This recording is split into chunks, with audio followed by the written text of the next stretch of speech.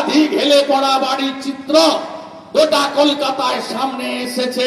10 তারিখ থেকে যে বিধানসভার অধিবেশন, বিজেপির এমএলএরা এই হেলে পড়া বাড়ির জনক ফিরহাদ হাকিমের গ্রেপ্তার আর মুখ্যমন্ত্রীর জবাব দিয়েছে বিধানসভা উত্তাল করবে।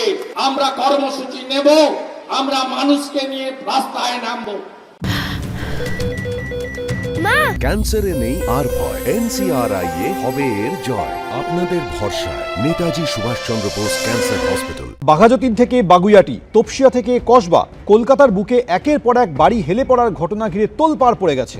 উঠেছে বেআইনি নির্মাণের অভিযোগ, আর তা হাতিয়ার করেই তৃণমূল সরকারের বিরুদ্ধে সুর চড়াতে শুরু করেছে বিরোধীরা। শুক্রবার কলকাতা পুরসভার সামনে বিজেপির প্রতিবাদ সভা থেকে তীব্র আক্রমণ শানিয়েছেন বিরোধী দলনেতা। 5000-এর বেশি পুকুর, নালা, ডোবা, জলাশয় ভরিয়ে দিয়ে অবৈধভাবে বাড়ি করা হয়েছে। কাউন্সিলররা স্কয়ার ফিটে টাকা নিয়ে নেয়। আমাদের প্রধান দাবি যে রুরকির মতো IIT কে দিয়ে কলকাতার সব বাড়ি অডিট করানো হোক। অন্তত 300 তৃণমূল নেতাকে ফিরহাদ হাকিমরা ফ্ল্যাট দিয়ে রেখেছেন। আমরা দাবি করছি এদেরকে ঘাড় ধাক্কা দিয়ে আপনারা বের করে যে সমস্ত হেলে পড়া বাড়ির বাসিন্দা আছেন আগে তাদেরকে সরকারি ফ্ল্যাট দিবেন, তারপরে ওদেরকে বাড়ি ভাঙার কথা বলবেন। নেপোয়ে মারে দই। আরে ভাই, তুই এই চেয়ারে বসে তো অন্তত 73টা সিট তো তোর লাগবে, তবে তো তুই আমার সিটে বসতে পারবি। কংগ্রেসের তাই আজকে যে অবস্থা, শুধু ওই একটা 1, বিজেপির 3, আর তার পাশে 7টা কোথা দিয়ে আসবে।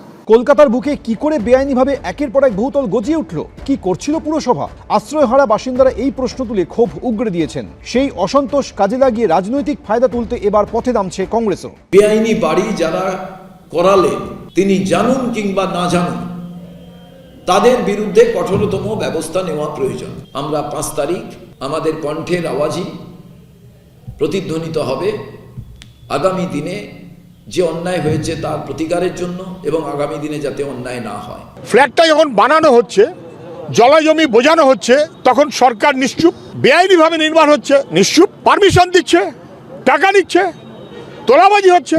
মৌলালি থেকে কলকাতা পুরসভার দপ্তর পর্যন্ত মিছিলের ডাক দিয়েছে কংগ্রেস।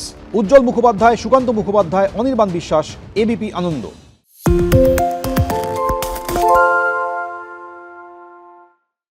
সত্য অন্তহীন, সত্যের খোঁজও তাই, সত্য সন্ধানে তাই আমরা অক্লান্ত, অকুতভয়। ABP আনন্দ নতুন ভাবনার প্রতীক, যা মনে মুক্ত, তথ্যে যুক্ত এবং যাবতীয় সীমানার বাঁধন থেকে মুক্ত। সীমা না শব্দটির মধ্যে লুকিয়ে আছে মানা শব্দটি, যেন চোখ রাঙানি এক অদৃশ্য বেড়াজাল, যা আটকে রাখে আমাদের এক ছোট্ট গণ্ডির মধ্যে। একমাত্র সঠিক খবরই গড়ে তুলবে এক মুক্ত সমাজ। সেই জগৎ গড়ার লক্ষ্যে কোনো সীমানার ঠুকুটি আমরা মানব না। ABP আনন্দ এগিয়ে থাকে, এগিয়ে রাখে।